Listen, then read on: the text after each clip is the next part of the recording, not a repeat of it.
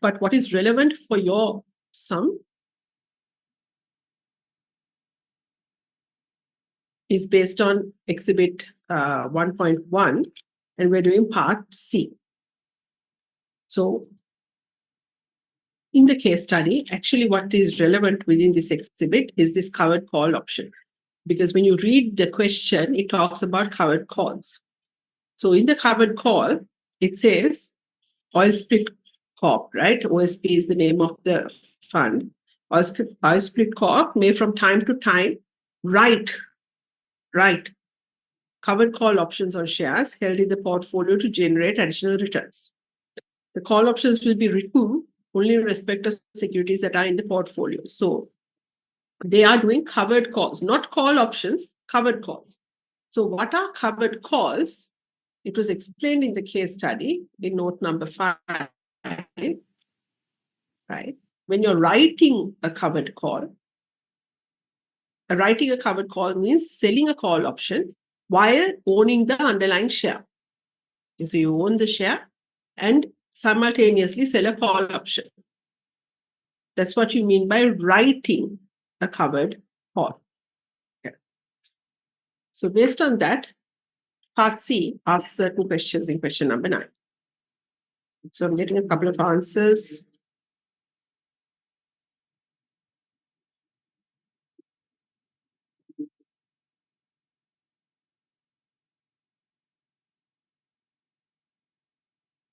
So on 18th of August, the fund decides to write covered call options on 6,000 shares of Chevron. So remember, covered call was what? It was holding the shares. So the fund has 6,000 shares of Chevron, and it is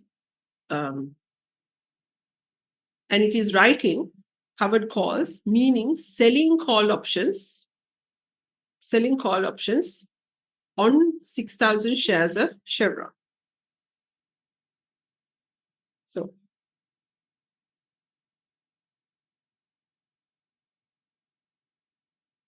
and it was selling these call options. The Chevron share price, CVX is Chevron.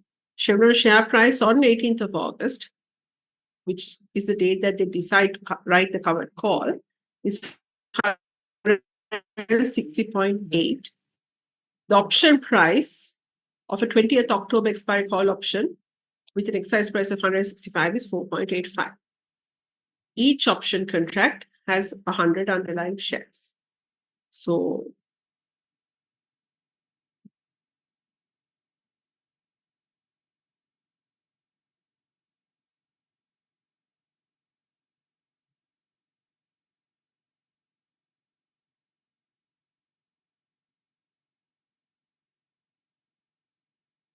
yeah, so Niraj, that's correct.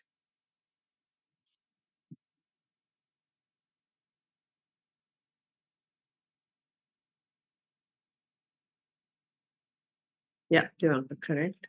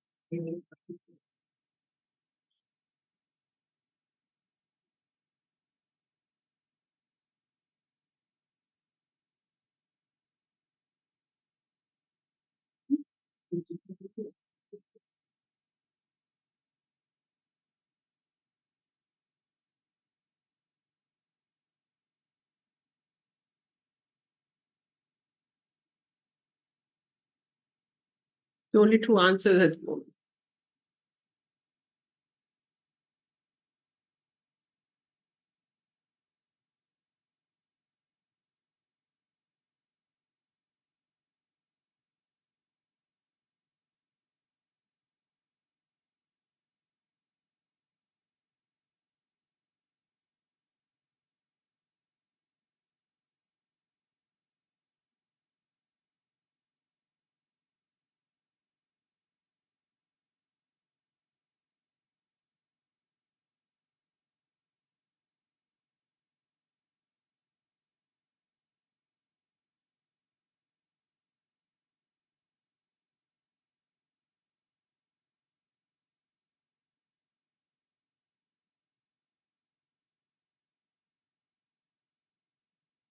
Probably give the answers for the first two parts as well.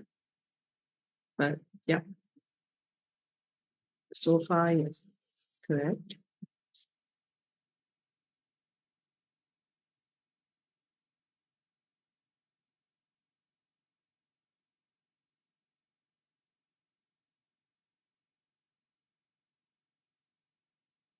Five, yes, correct.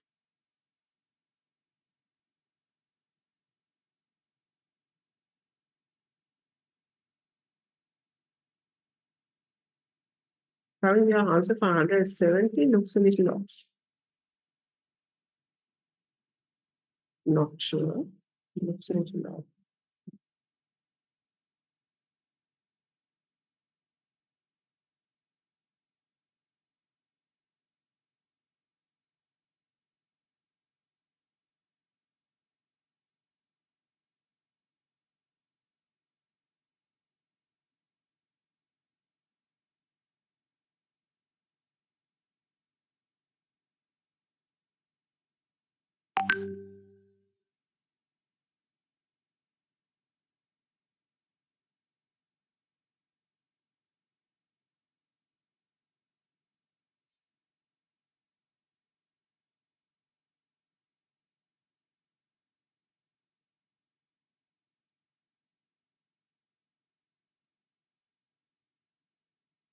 I think 170 is not correct by some decimal places.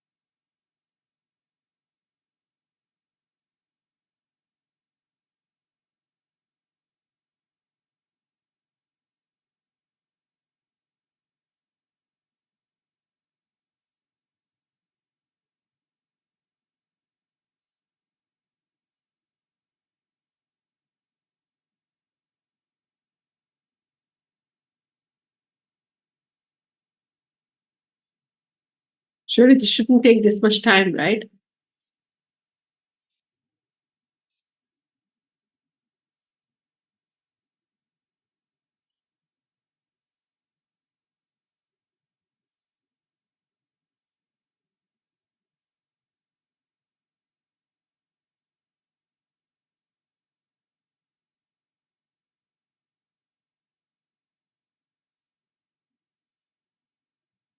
You only have 20 minutes for this question, and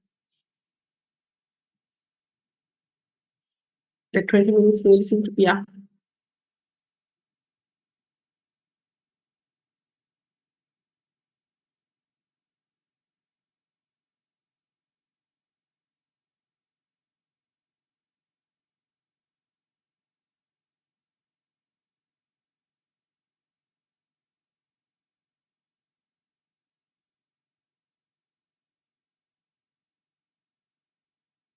Dimaka, is that negative answer? Is that the option?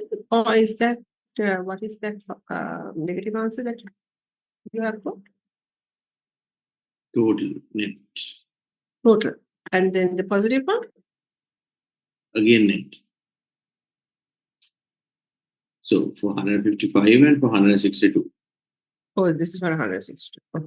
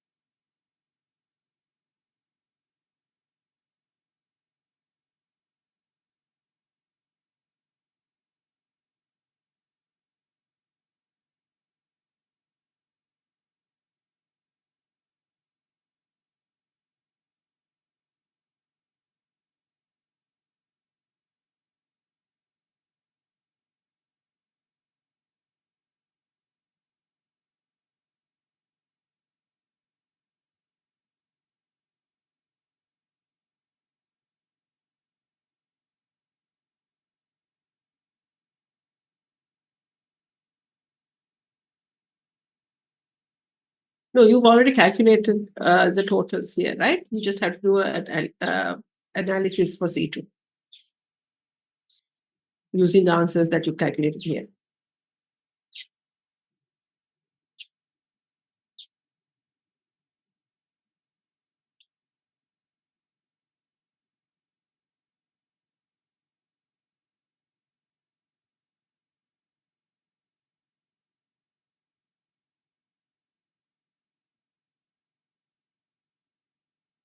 I don't think I'm getting the answers that you all have put out. Let me just double check.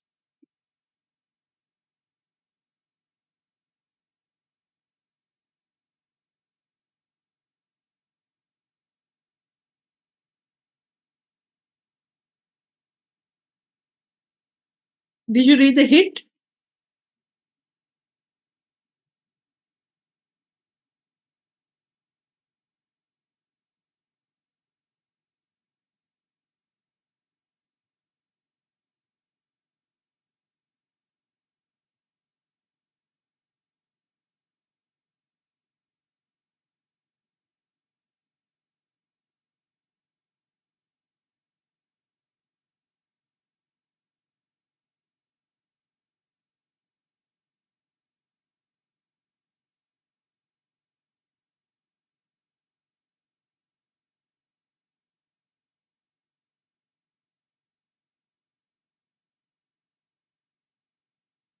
Let's see. I think that some of the answers are not correct, but let's double check.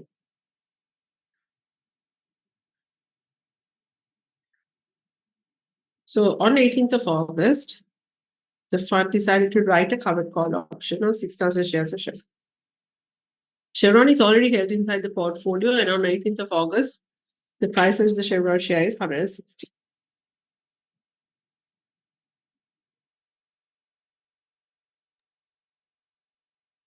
Option price for a 20th October expiry call option, right? So the expiry date is 20th of October. Today is 18th of August. So 2 months from 18th of August, roughly, the option will expire. It's a call option. Exercise price is 165. What is this 4.85?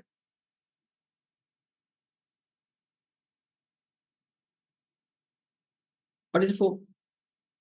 Option premium. Yes, option premium. So the option price or the option premium is 4.85. So is the call option in the money, at the money, or out of the money? Your price today is 160.8, right? We have to only look at what we have is the price today. We are comparing it with the price today. the exercise price is 165.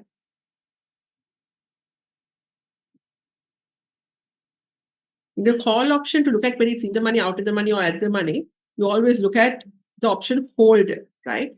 That's the easiest way to look at it. Otherwise, you can get confused. So, will the option hold the exercise or not? Remember, call option diagram looks like the letter C. This is the holder. This is the writer. Okay. So, you look at the option holder. Exercise price is 165. Current market prices are 160. That means the option is out of the money. If the current market price is 165, it would have been at the money. If the current market price is 170, it would have been in the money. Okay. Only difference is, it's not that the option is exercisable. It's simply that you're looking at currently, is this option in the money, out of the money, at the money, if the current market price is the price that prevailed at the time that the option becomes exercisable. How many call option contracts would be required to execute this strategy? So he wants to write covered calls on 6,000 shares of Chevron. So how many option contracts do you need to write covered calls on 6,000 shares of Chevron? Each option contract is 100, represents 100 shares. So you need 60 contracts to do this strategy.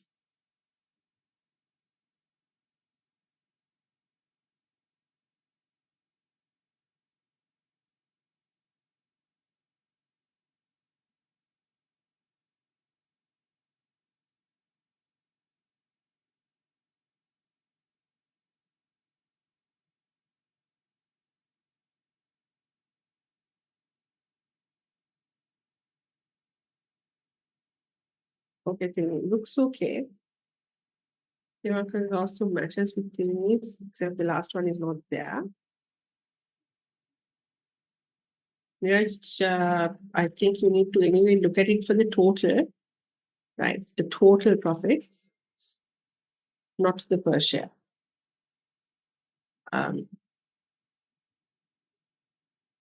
So calculate the total profit generated from the call option and the share, right? So on 20th of October, the market price, if the market price is 155, if the market price is 155.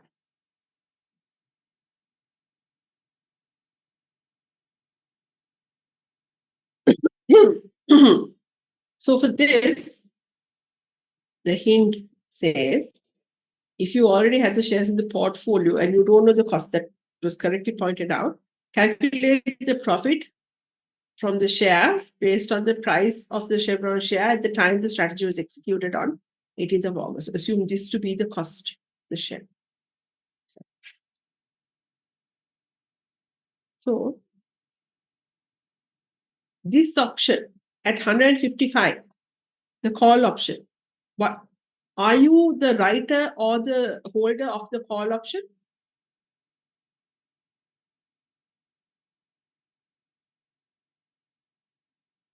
Of the call option.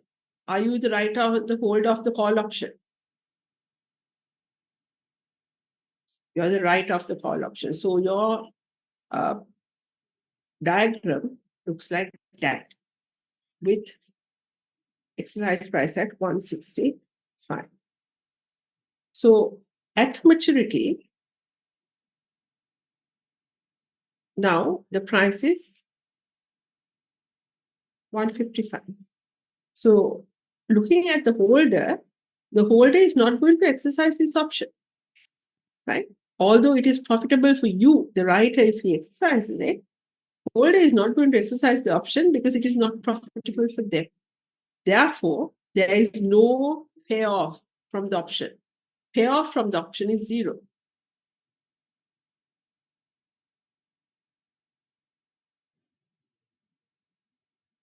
Is there a profit from the option?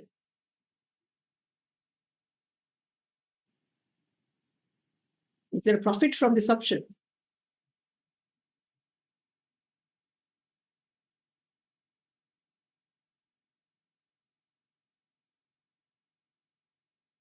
Yes, because you are writing, correct. Because you're writing the option, you are the call option writer, you receive a premium for the risk that you're taking, right? So there is a profit on this option. The profit is the payoff plus the call option premium, 4.85. So the profit on this option is 4.85 per contract, per option, sorry, per share. Per share. So for 6,000 shares, what is the profit from the option?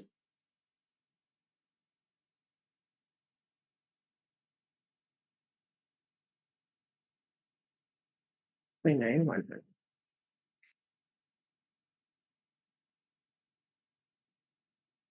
Now that's from the option.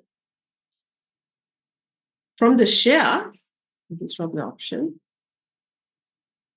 and the call option plus the share. The share is already in your portfolio. From the share, what is your profit? Ending price is 155.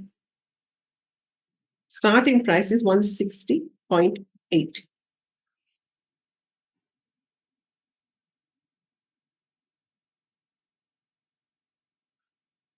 How much is that? 160.8. Negative, yeah. 5.8 per share into 6,000 shares, 30 point, negative 30,000, 34,000, okay, 800.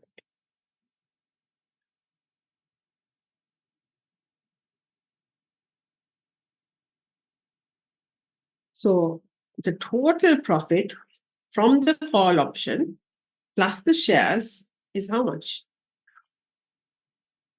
29,100 minus 34,800 minus 5,700.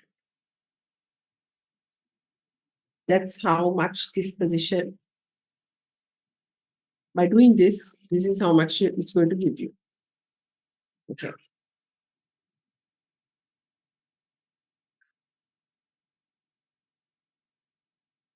Second part, if the price on 28th of October is 162, how much do you get from the option? At 162, you are still below the exercise price, so your payoff is still 0. You still get 4.85. So your total profit is 4.85 into 6,000.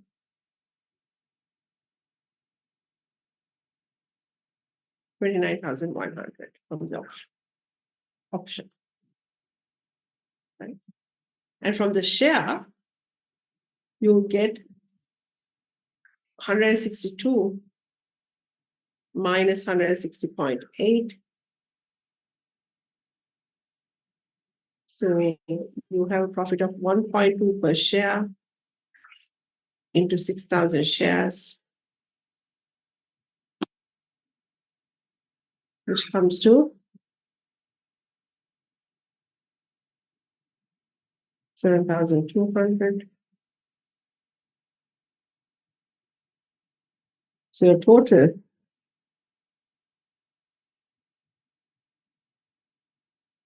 is 29,100 plus 7,200, 36,300.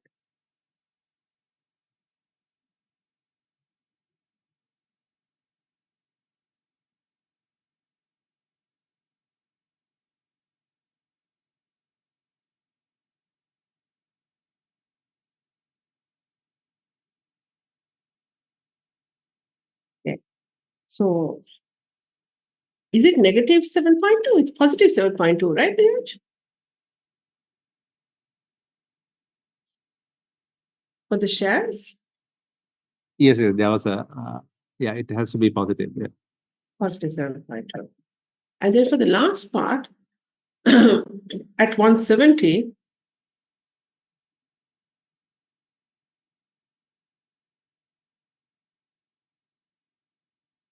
from the option, now you're here, right? You're here. When you're there, what do you call? The holder has decided to exercise the option. So you're making negative returns. How much negative payoff are you making? Your payoff is 170 minus 165. But this is positive for the holder, negative for the writer. So you make negative $5 on 6,000 shares. So 30,000 negative.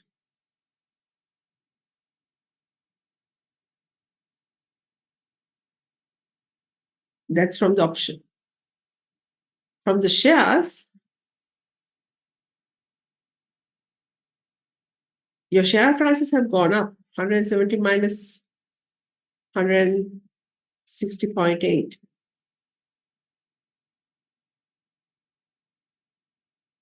So that becomes 9.2 profit into 6,000 shares, which comes to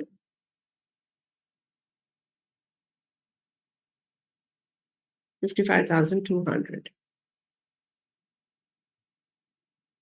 And together, minus 30,000, it becomes, am I right or wrong? Because it looks like you all have given me different answers, 25,200. Questions? Right or wrong?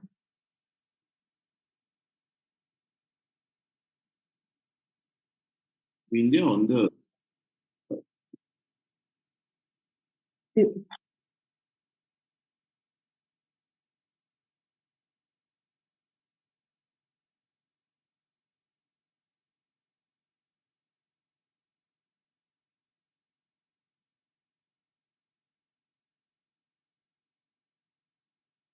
No, it doesn't necessarily mean that we've given the shares to the option holder, right? We can net settle the option.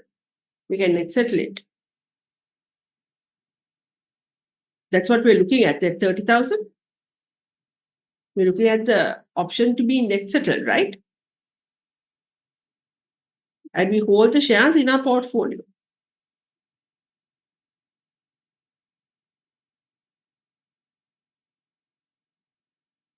So you can have physical settlement or you can have net settlement. But if you're saying negative 30,000, what are you implying here? You essentially settle the difference, right? $5 loss per share into 6,000 shares is what you have settled.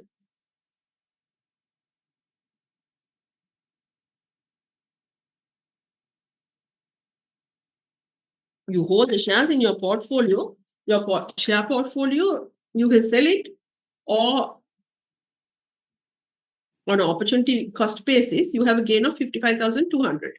But now that gain negates or comes down to 25,200 because you have to pay 30,000 from your portfolio. When you look at this transaction alone, although you might be paying from other cash, when you look at the entire transaction, overall the profits due to this transaction is 25,200.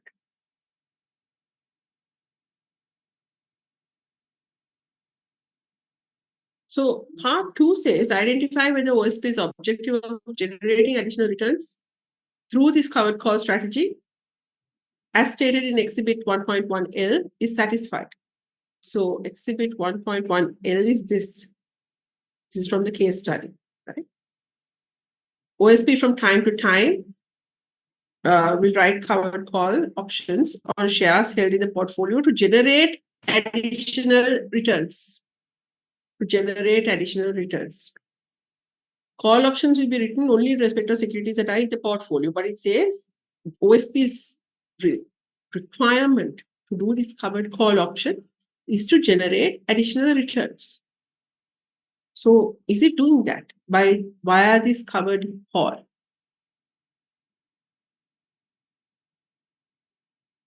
What do you think?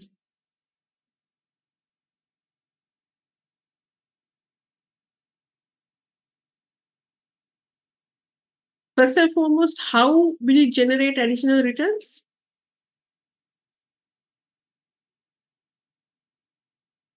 Yes, through the option premium, because it is selling an option, selling a call option. So it's selling the option, therefore it's getting this $4.85 per share that it sells, right? Per option that it sells. So that's the additional return because they already have the shares in their portfolio. They are selling the option for somebody to buy these shares at 165. At 160. Now, sorry, go ahead. When in the previous one, part 3, Okay. We didn't add the 4.85, right? 4.85 is, yes, good. That's why. Thank you.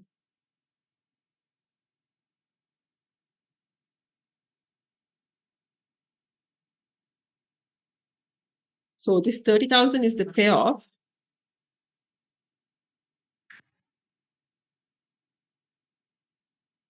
Profit is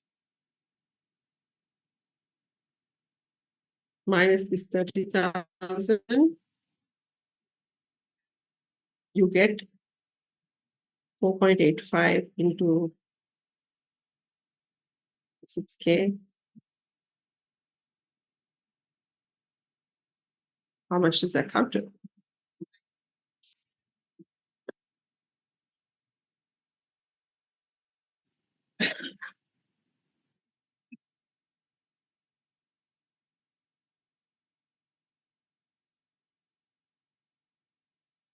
Minus 900. Minus 900.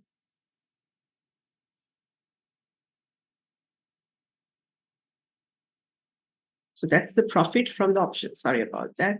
We calculate the payoff. We didn't finish the sum. We were supposed to find the profit. So it's negative 900. Profit is negative 900. Negative 900 plus the 55,200. Actually, your total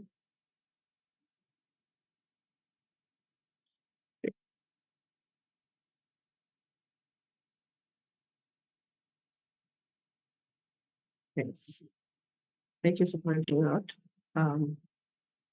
So you can see here, because they do the covered calls, they get that additional money of 4.85 into 6,000, that is 29,100. Right. In the first instance, where the share price ends at 155, they get this 29,100. From this 162, they get this 29,100. From the 170 also, they get the 29,100. But now the option has been exercised. And because the option is in the money and in the exercisable territory, they actually overall lose 900. So in the first two instances, they actually generate additional returns. In the third instance, they do not. Okay. So identify whether OSP's objective of generating additional returns is satisfied.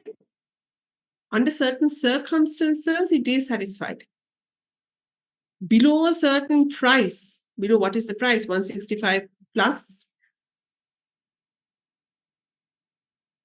the option premium of 4.85. As long as the share price is below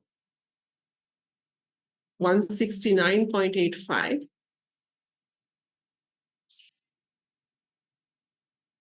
as long as it's below 169.85, you will make additional returns from this covered call. Although your share right, is making negative returns, that negative return is somewhat negated by this additional cash that you're generating. That's why your portfolio actually has made it, although it's negative, it isn't as negative as it could have been. It is up by 29,100 than where it should have been. Because you entered into this covered call contract, your portfolio, if you didn't, would have been negative 34,000, but now it is negative 5,700 only.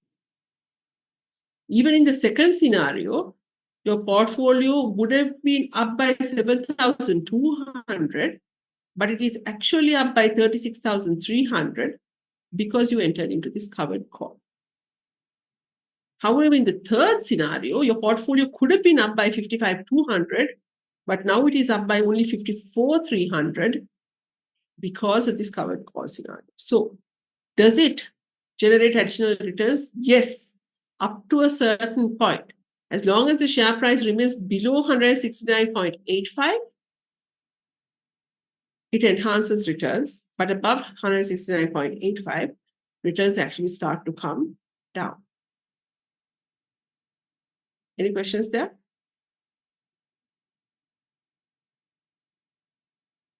And what So- risks? Sorry, go ahead. Yeah. So we have to look at it only from the covered call option point of view. Well, it excluding- says, right? It says stated in the exhibit 1.1L above.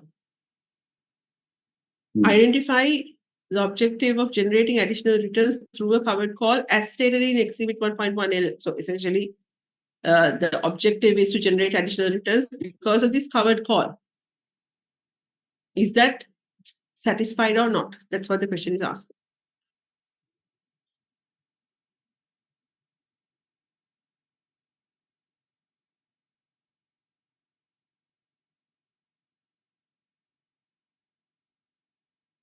You don't have to consider, the three scenarios should help you analyze the answer, but your answer, it's enough to say as long as it's below the 169.85, you will be making additional returns as long as the share price is below the exercise price plus the premium that you received, right? After that, only you start to make losses, no? But anything below that, you will make profits. You will make additional returns. It will just help you identify that. Yeah.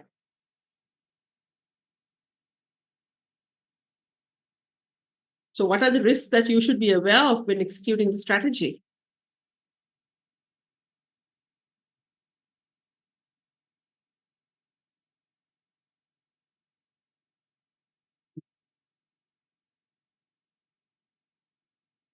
That's correct. Yes.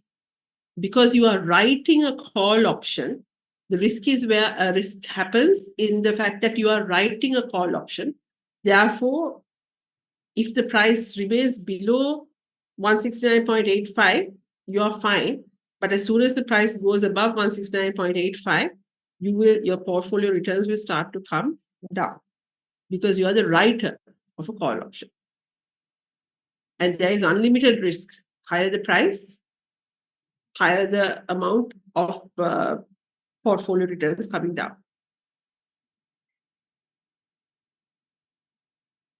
Okay. Let's try this one. Same paper. This is on short selling.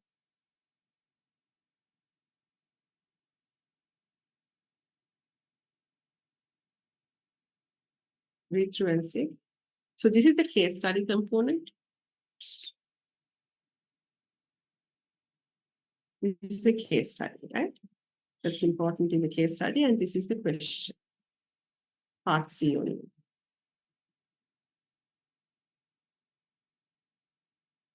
Part C. Question number 3.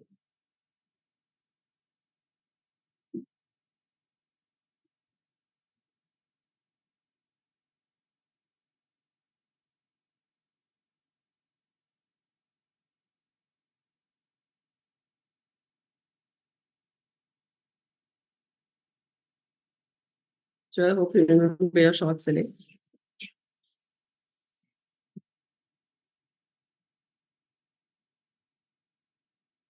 Stock borrowing and lending and short selling. That's what this question is about.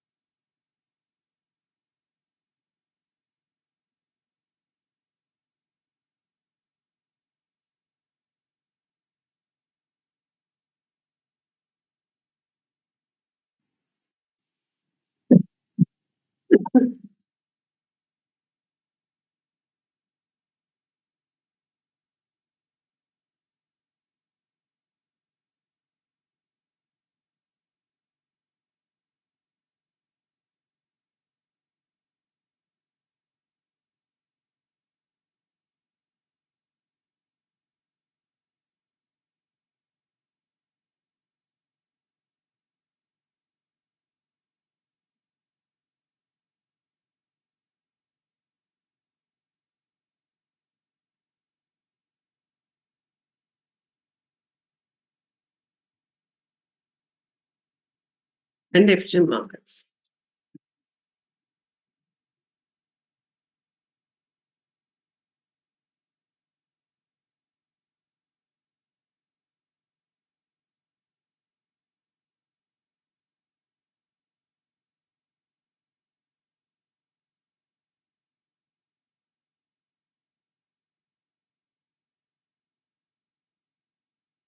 So can you try the first part? The first part only requires this bit, I think. I'll start from there. Parting. Just that bit.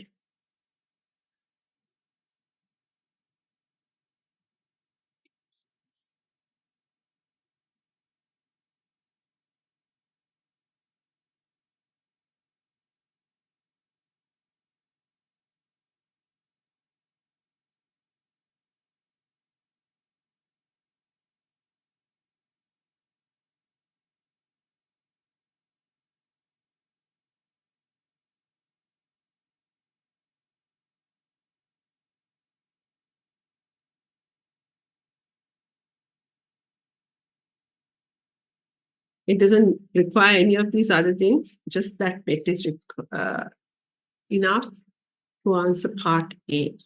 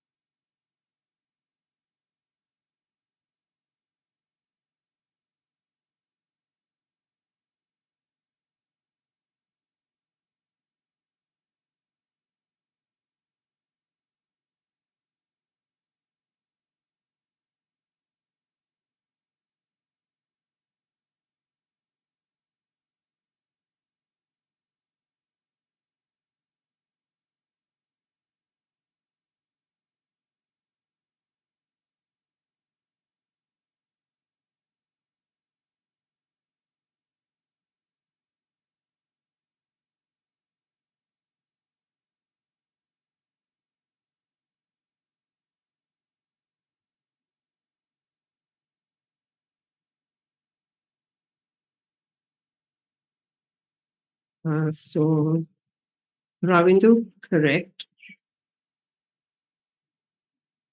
I'll only indicate the correct ones. Divakar, correct.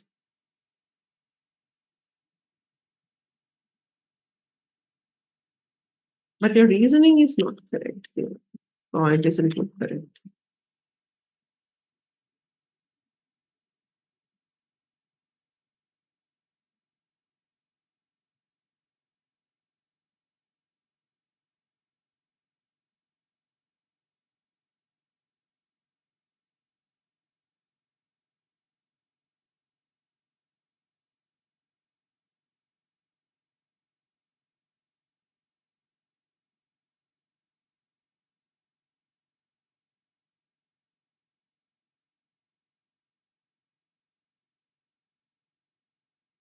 So the other answer I have got is not correct.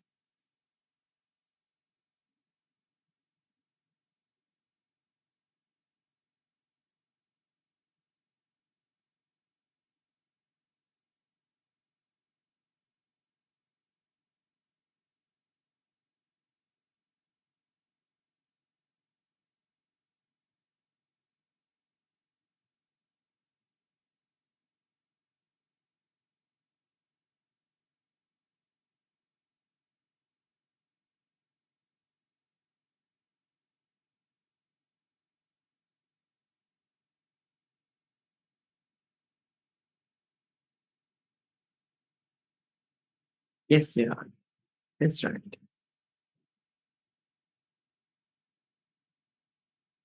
Justify, yes, correct. But you have to give your reasons, right? Justify your answer.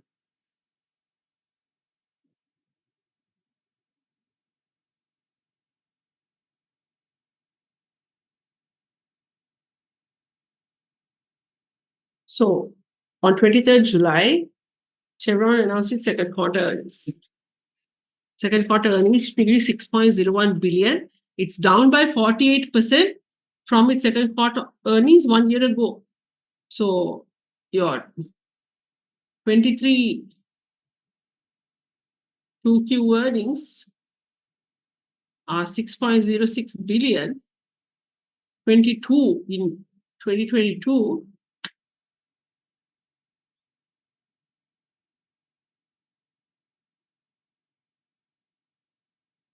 Which is correct. In 2022, 2Q earnings are somewhere around 9 billion, which has now gone down by 48% to 6.08 billion, right? 6.06 billion. So earnings are down. Earnings are down. Okay.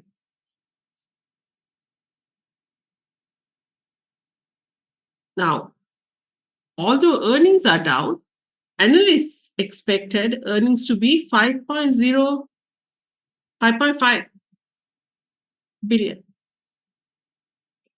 So analysts actually expected this 9 billion to come down. They expected it to come down as well. And 6.06 is better than expectation. So there is a positive surprise in the news. Although earnings have come down on Monday, share price is not going to go down. Share price will actually go up. Why? Share price will go up because analysts expected earnings to come down by more than 48% to 5.5 billion, right? That was the expectation that is built into the share price. But now earnings came much better than expected at 6.06. There is a positive surprise. So when you say surprise, you have to say whether the surprise is positive or negative. There is a positive surprise. And because of that positive surprise, share prices will go up.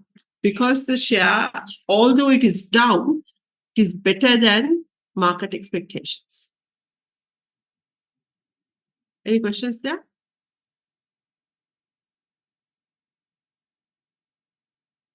Okay, part 2.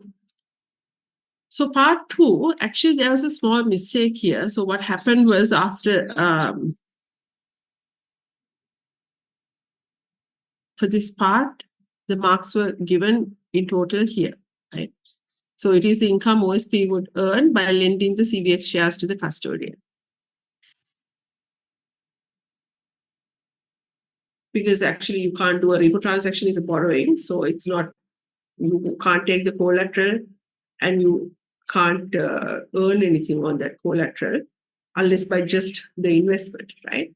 So because of that, the way that it's written is not correct. So that was taken out and the marks were given to the first part of the question.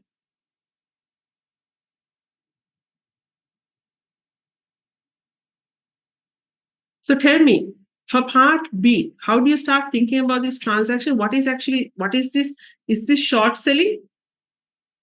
What is OSP doing?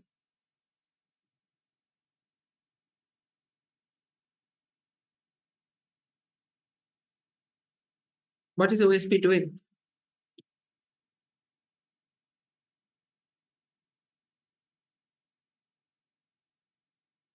OSP is lending shares, exactly, right? Remember in short selling, we spoke about two components in your short selling transaction. There is the SBL component, the stock borrowing and lending, and then there is the short selling component, the actual short sale that you do because of the shares you have borrowed. So you borrow shares from somebody and you then short sell it, right? But to borrow shares from somebody has to lend you shares. That's the stock borrowing and lending part. So this part is where OSP, as a person who has these Chevron shares, they are lending it out, right? So they are lending these shares out. So it says here, to generate additional returns, OSP can decide to lend portfolio. So these are the things that they can do inside the fund. OSP can decide to lend portfolio securities to borrowers subject to securities lending agreement. As long as they have signed a securities lending agreement, they can lend the securities to borrowers. And the borrower will pay OSP a negotiated securities lending fee, as well as OSP will receive collateral for the securities that they have lent out. So to do the short selling, you need shares. You need to borrow the shares. To borrow the shares, somebody has to lend the shares. And who is lending the shares? People like funds like OSP. So OSP has a clause inside its funds that gives it permission to lend out shares. And the clause says OSP will appoint a custodian to act as a securities lending agent. So that's how they're going to lend out the shares. Who will be responsible for the administration of these loans, including marking to market the collateral to make sure that the collateral that has been given to them, because they have given out these shares, they are getting a collateral, and that the collateral is correct and enough. And it says acceptable collateral would be Government of Canada Treasury Securities or any other liquid collateral approved by the Board of Directors of OSP. And there is a haircut of 5%, equal to 105% of the value of the securities given out on the loan. So that's the case study part. Then inside the question, it says Chevron is a share inside the OSP portfolio, and assume that OSP is now making available Chevron to the custodian. So it tells the custodian, if you need to lend it out, you can take Chevron from my portfolio and lend it out as and when required. And when you lend it out, the custodian will pay OSP a gross lending rate of 8% because you're lending the shares out. So the custodian will negotiate on behalf of OSP and lend the shares out at a rate of 8% per annum for any period that the shares are lent out based on the value of the shares given. Yeah. Based on the value of the shares given. Now, again, assume now you have an investor who wants to borrow these shares. For you to lend, somebody has to borrow. So there's an investor who's bearish on Chevron. Bearish means they think Chevron prices are going to pop down. And it expects second quarter results to be low, right? So he decides to borrow 2,000 shares from OSP's custodian. Just a short sale. He decides to short sell on 21st of July, just before the earnings release. So an initial margin of 60% is required on the short sales, and there's a maintenance margin of 40%. And it says, note that the difference between the collateral provided as margin by the investor to the custodian and the collateral provided by the custodian to OSP, there is a difference. So just to keep in mind that what OSP wants can be different from what the investor gives. The custodian can keep the difference, right? Just don't take both as the same amount. There might be a difference. Don't just ignore it. That's what it's saying. Okay, so part B talks about OSP. How much will the OSP earn from this transaction from the 21st to the 24th? Now there are no additional, you don't have to think about the collateral. Just how much would OSP earn from this transaction from the 21st to the 24th? Based on the information that has been provided to you. There are better ways of doing it, but this is the only information that is available.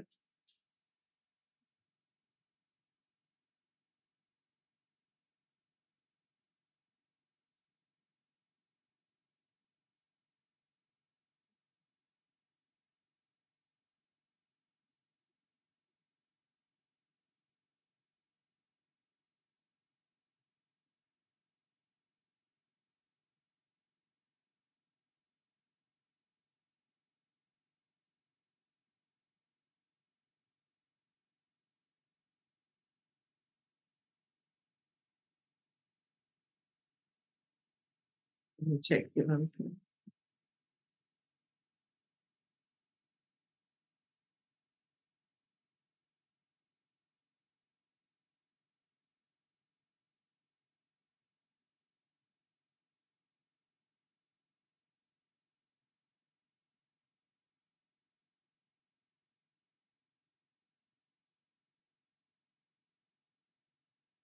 Yeah, that's correct.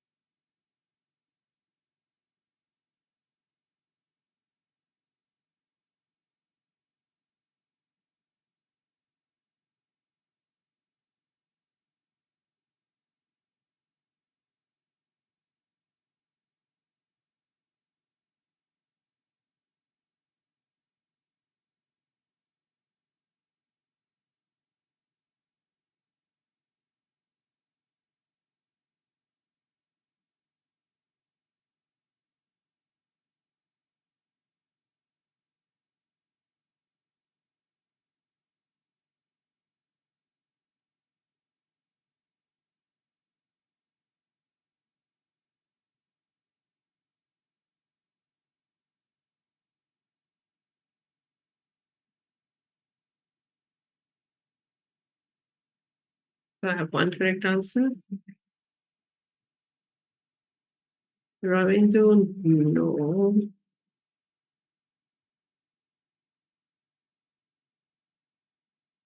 No.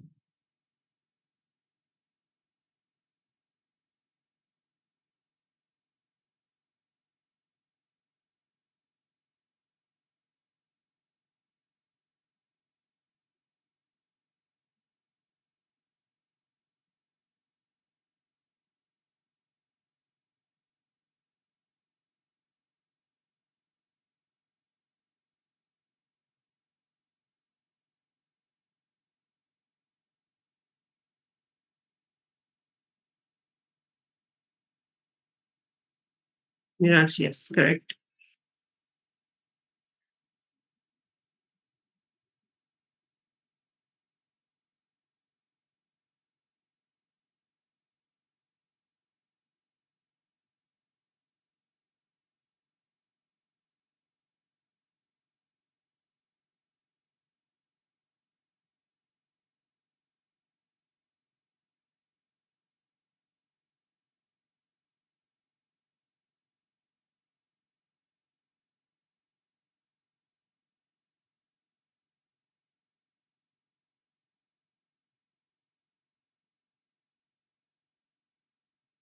So it's very easy, right?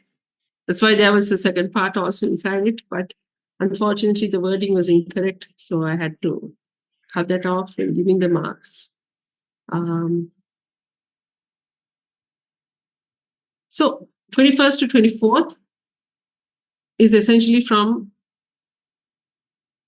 Friday to Monday, because it says Friday 21st of July.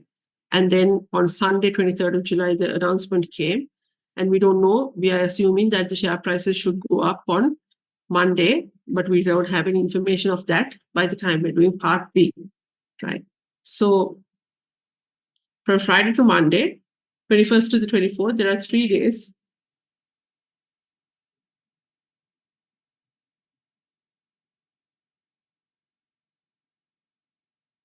On 2,000 shares that have been lent out at a rate of 8% for 3 days at what is the value of the share portfolio? It has been, when it was lent out, it is 158.69 into 2,000 shares. That's the value of the share portfolio. You earn an 8% return on that per annum, but from 21st to the 24th, you earn an 8% return for 3 days. So 8% is for 365 days. So 158.69 into 2,000 into 8% divided by 365 for 3 days. And I see y'all are getting 208.69. So OSP will earn 208.69 from this transaction, right? Remember, here, because it's from Friday to Monday, you only have to consider the first date. If you hold it for more than 1 day and your share price keeps on fluctuating, for every day, technically, you should be looking at what is the value. You should mark to market the portfolio for that day. And for that day, what is the value of the shares that have been lent out? And then multiplied by the rate into the number of days that you have lent it out at that price. Okay. So on Monday, if it's a different price, then you take it'll be a different earning for Monday. Tuesday's price will mean a different earning for Tuesday. Okay. So here the investor borrows it from the 21st to the 24th and returns it on the 24th. So on the investor's side, part C is on the investor's side, not on OSP's side. Part C says draw the T diagrams for the investor. Show his position on the 21st and on the 24th and figure out whether he got a margin call on the 24th. Why do we figure out whether he got a margin call on the 24th?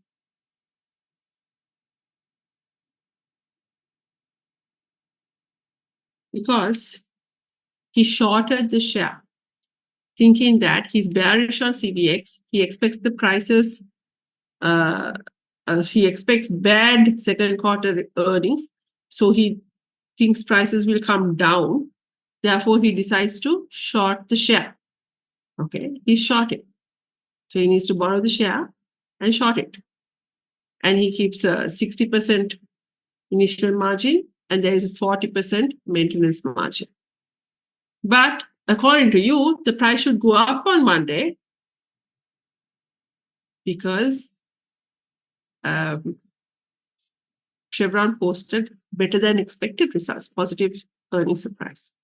Although he was right to think that they would post low second quarter earnings, that is already inbuilt in the price. So unless there is a surprise, the price will not move. And in this case, the price actually moved against him because the earnings were better than expected. So on 24th July, prices actually went up from 158 to 161. So will the investor get a margin call? First draw the T diagrams and then figure out if the investor will get a margin call.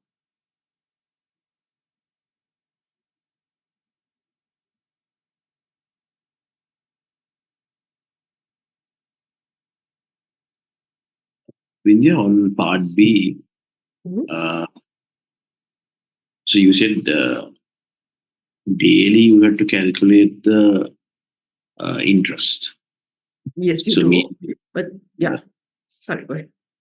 meaning if subsequently the price goes up, then you calculate the lending amount basically changes. The lending amount for that day changes. So the first 3 days are based on the 158. The fourth day will be based on 161. The fifth day will be based on that day's price. So every day the portfolio value changes. Right. So if the price goes up, not only are you losing on having to buy back the share, but you're having to pay more interest to the You will lender have, also. yes. So in Sri Lanka, it's slightly different, right? That's partly a system issue. I think I mentioned that when we were doing short sales. In Sri Lanka, they will look at the final price on the day that you're returning the share. And then for the period that you held the share into the final price on the day that you're returning the share, you calculate the interest that is payable. But technically, you should be taking the daily so that it's weighted average. Otherwise, it's unfair for the lender, right? Because the lender is giving a share out and the share prices can go up, come down. And if you say you borrow the share and you give it on the last day based on the last day's price, and you borrow the share to short it, expecting the price to go down. So more often than not, the lender has an opportunity cost because you're getting it at the lowest price. Right? But Sri Lanka, there is a system issue, which is why we can't do that yet. But correctly, it should be based on your daily price, the daily outstanding value of the portfolio, of the lending. Thanks.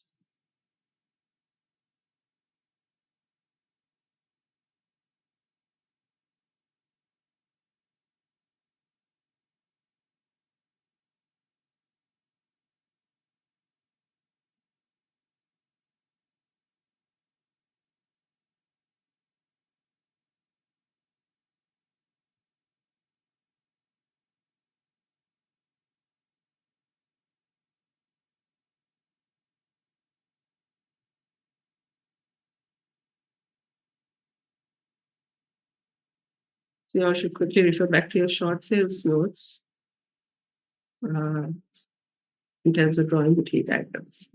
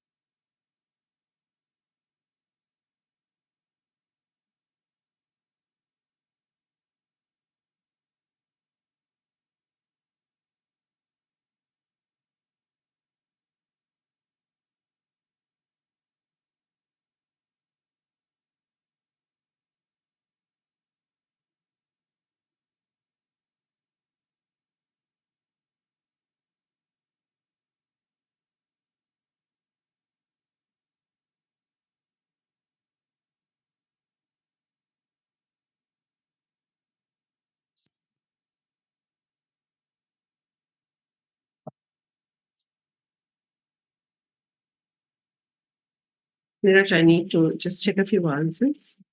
Let me just check and see.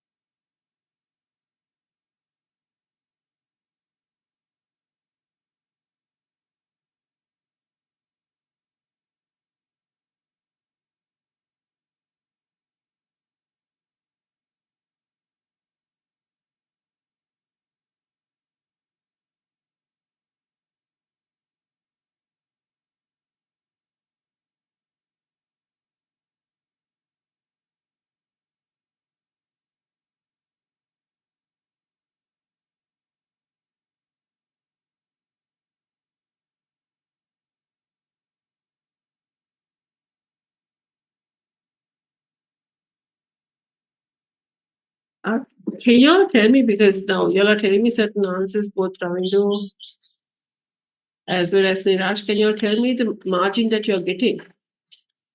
I think Stivanka has mentioned the margin.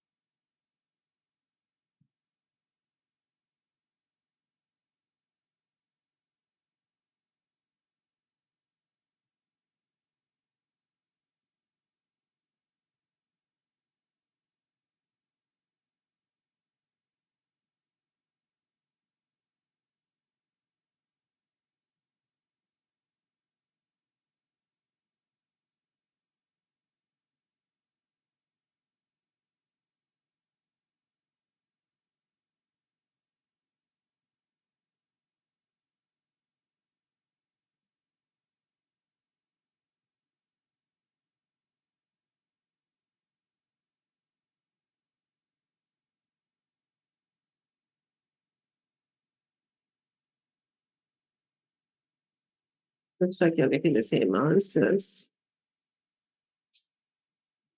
Stivanka and Niraj. My answers.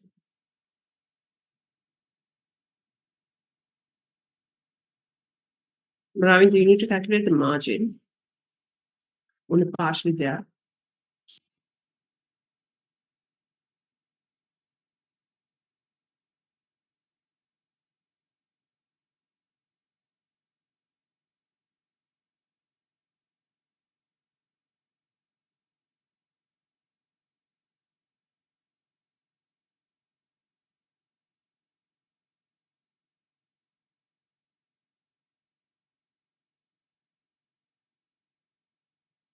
I think your answer is right, but your margin is wrong. Don't think that is correct. Okay, let's look at it. So remember, this is not margin trading, this is short sale. Remember, I told you margin trading, you have three items on your assets and liability side, right? So these are your assets, these are your liabilities and equity.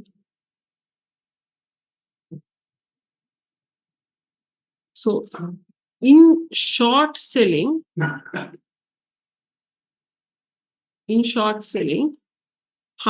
are your assets? What are your liabilities?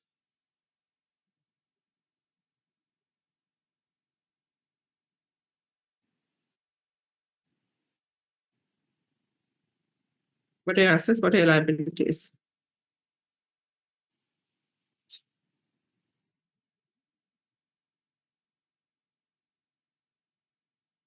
Equity is just the balancing figure.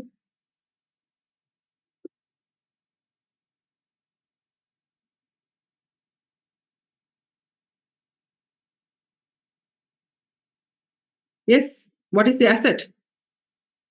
Assets are the proceeds from the sale of shares. Yes. Assets are your cash, right? You sell the shares and you get the proceeds. So how much proceeds do you get? 300. So you sell the shares because you're selling it today on the 21st. It's a short sale. You sell it now to buy it back later on the 24th, right? So sell on the 21st, buy back on the 24th. That's the plan. So you sell on the 21st at 151.8, 158.69. You sell 2,000 shares. How much is that? 300. 17,380. Yeah. 17,380. Right? What are your liabilities?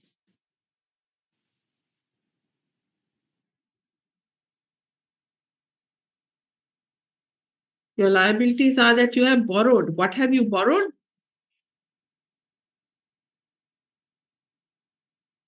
What have you borrowed?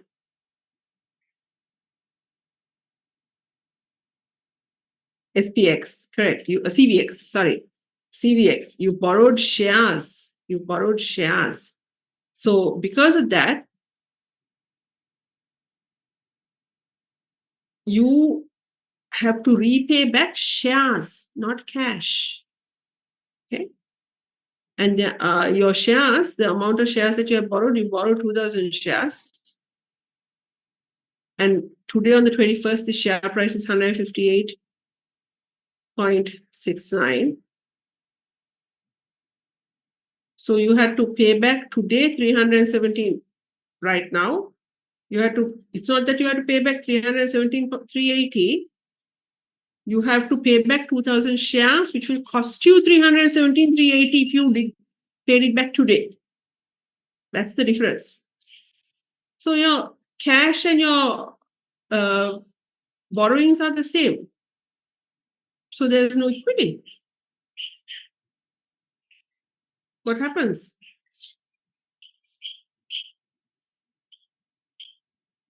What happens?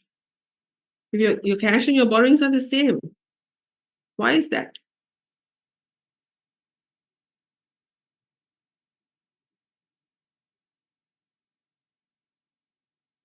Initial margin is excess cash. No? Yes, so you have to actually keep other collateral also. In addition to this cash is the cash that you receive from the sale of the shares. But in addition, you have to keep other collateral for the initial margin. So what is the other collateral? 60% of your sale of shares you have to keep. Right, 60%. So how much is that? That comes to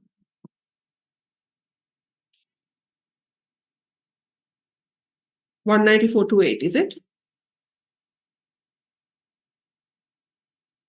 Yeah. 194.28.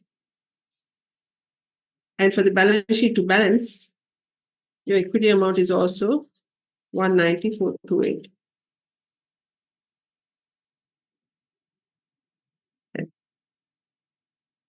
So 317,380 plus 194.28 together comes to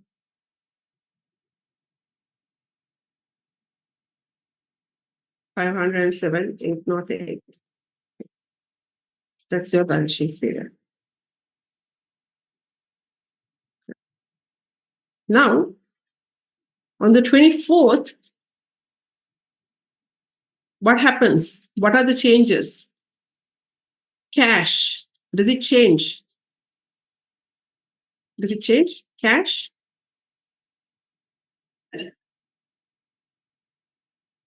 On the 24th, how will your balance sheet change? Does your cash amount change?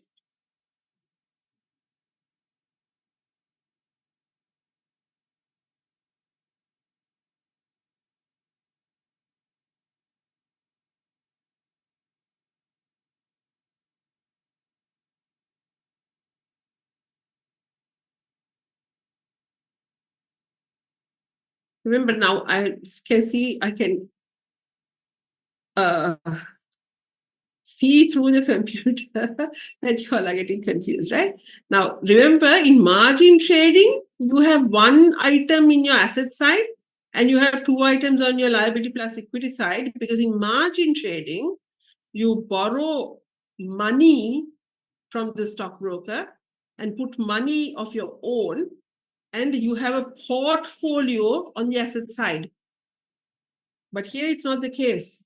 Here you borrow shares from your stockbroker, or in this case, the custodian, and your assets are your cash. Okay.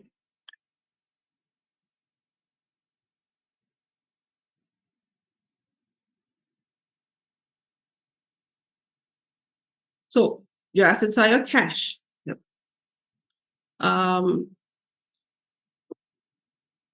So what will happen? Your cash doesn't change. It's cash. So you have sold the shares and you have 317,000 with you. You have provided collateral of 194.28. Right. So in total, your balance sheet is 507,808. On the equity liabilities and equity side, do you understand your liabilities are that you have borrowed shares? Now each share is worth 161.82 to buy from the market, right? Earlier, you could have purchased it from the market by paying 317,000, but now each share has gone up. You will have to spend to buy 2,000 shares. You will have to spend 323,640 to buy the share. That's your liability. Therefore, for the balance sheet to balance at 507,808, how much is your equity? Your equity is 184,168. If it's wrong, tell me. These are the calculations I am getting. These are the calculations you all have shown me do not look correct. Is this correct?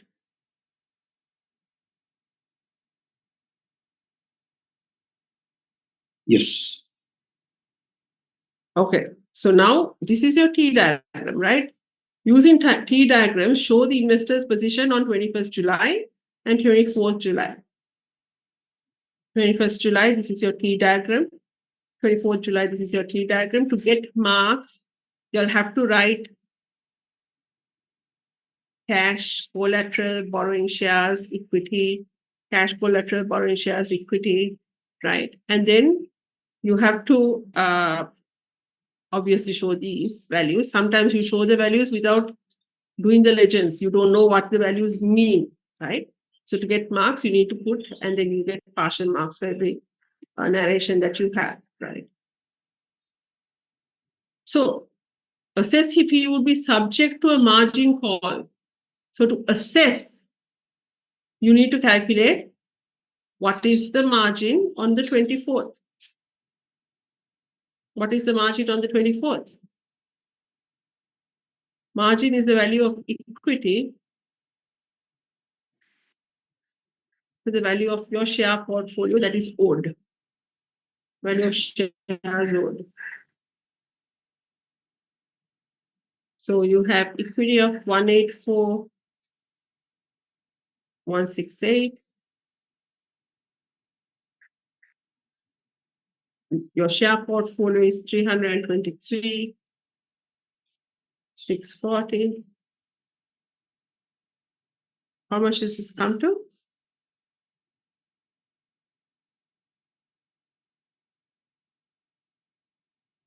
50.73. 50.73. Okay. 50.73. This is greater than the maintenance margin of 40%. Therefore, you're okay. Maintenance margin requirement is 40%. So therefore, you will not get a margin call because your margin right now is 50. Maintenance margin requirement is 40. Therefore, you will not get a margin call. Okay. So your answers were right, but the analysis was not correct.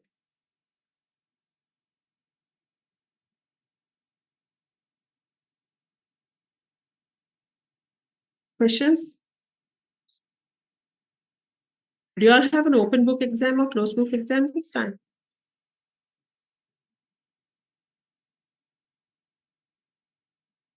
We have an open book. Okay. So in open book exams, anyway, like I said last time also,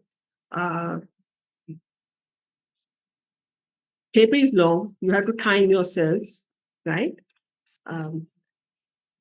So you have to, in terms of doing the questions, don't just do the questions, also try to time yourself in terms of doing the questions because the paper is long.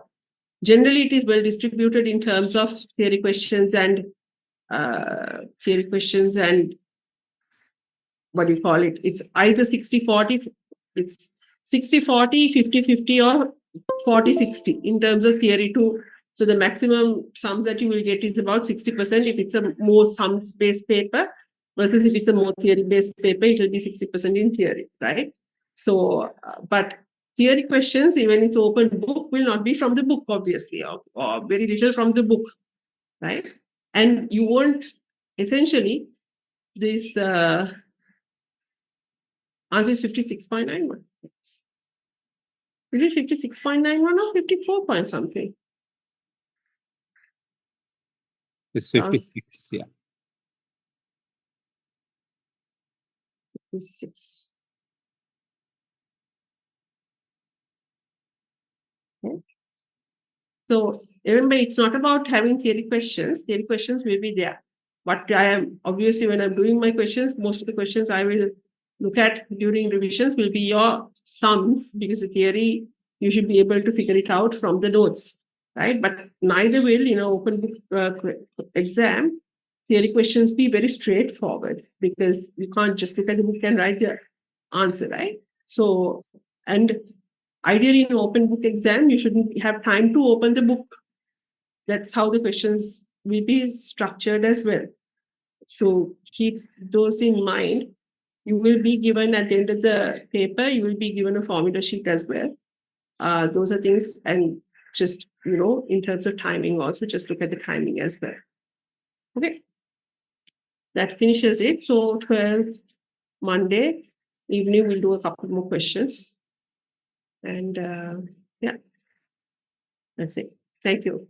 I'll be here for a couple of minutes if you all have any other questions that you want to clarify, but we can stop. Yes.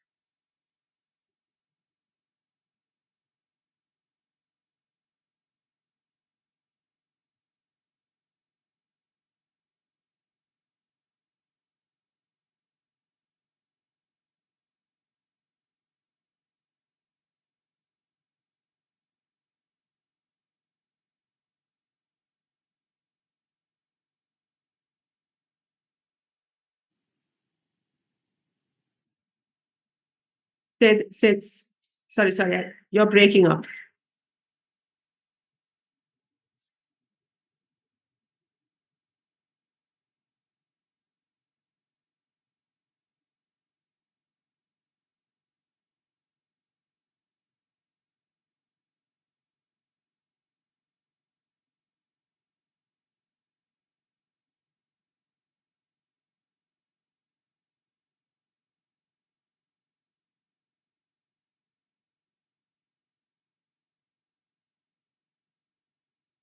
Thanks. It's noted. Only thing is, then I'll be lecturing the whole year instead of just 6 months. So that could be a problem. But yeah, thank you. That's noted. Yeah.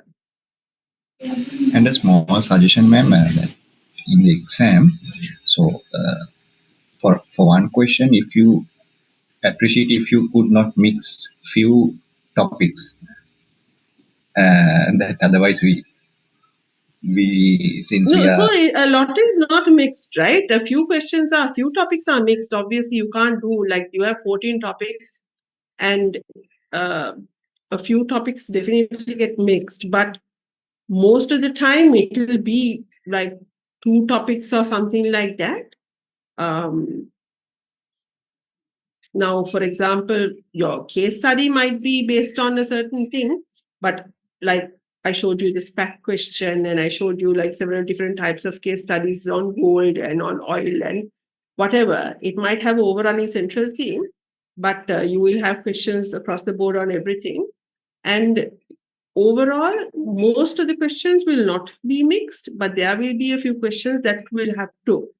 Otherwise, you can't push all that material into like that 8 or 9 questions that you're giving, right? So yeah, but there'll be an overarching theme in most questions. thank you, and also, ma'am, that we went through your question exam papers that we feel that it's we complicated that so it takes some time to understand what's the topic. So it's very appreciated if you could even mention the lesson. Let's say in that part, that last question we did, it contains options and margins. So let's say the question 2 based on No, options. it's not. It If you doesn't, right? It doesn't contain options and margins. What do you mean? Which one? The options question? the last one. Last one is question number 3. The question before that is question number 9. So it's 2 different questions. Sorry, I might be mixed. So, thank you. So But yeah, no, that's not going to happen. I'm sorry. In terms of, yeah, but I get it, but that's not going to happen in terms of like, you all now have open book also. And by the time you study, you will know where the sections are coming from.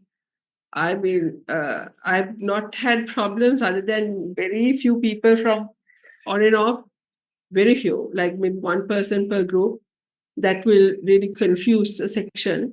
It's very obvious once you all study like the sections and come in where the questions stem from. It should be.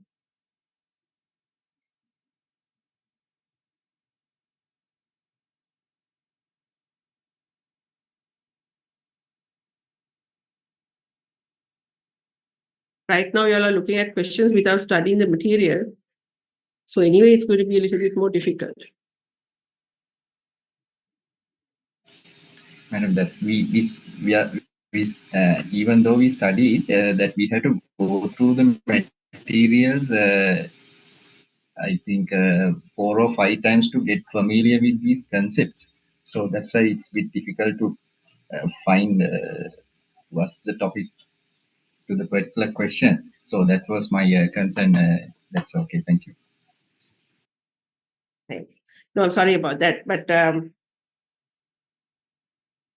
I really doubt. I don't see a lot of people confusing in terms of where. And now, from last batch onwards, it's remember the question papers have been the same type of difficulty, but it's been closed book until last batch. Only from last batch it's been open book, because your exam, the way that your exam is set, has been closed book before this, right? So now you have open book, but question difficulty is the same. Point is that in closed book you don't have the book. In open book also you don't have time to open the book, right?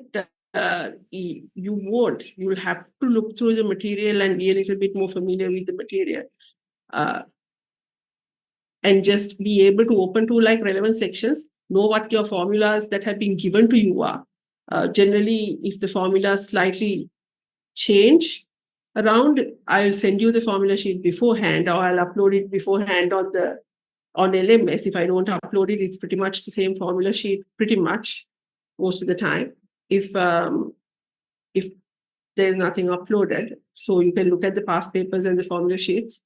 Then you don't have to refer to those sections in your books. So don't worry about it too much, right? In terms of, remember your assignment. Now after the exam, we'll have your assignment. I'll start sending out the feedback for that as well. I mean, just look at in terms of doing the papers, and in terms of look at the case study type papers, look at doing the papers, and look at the timing. Timing becomes the more important one, right? And your pass mark is 50 and 40 comes from the assignment. So hopefully, I mean, you all have done your assignments, right? And you have further presentations coming up as well to catch up there as well. So what I'm saying is don't get 50, get 90, but Don't stress out about it. So good luck. We'll see you again. On the 12th. Yeah. Thank you very much. Thank you very much. Thank Thank you, madam. Thank you, madam. See you. you, Thank you, madam. madam. Thank you, madam. Thank you very much.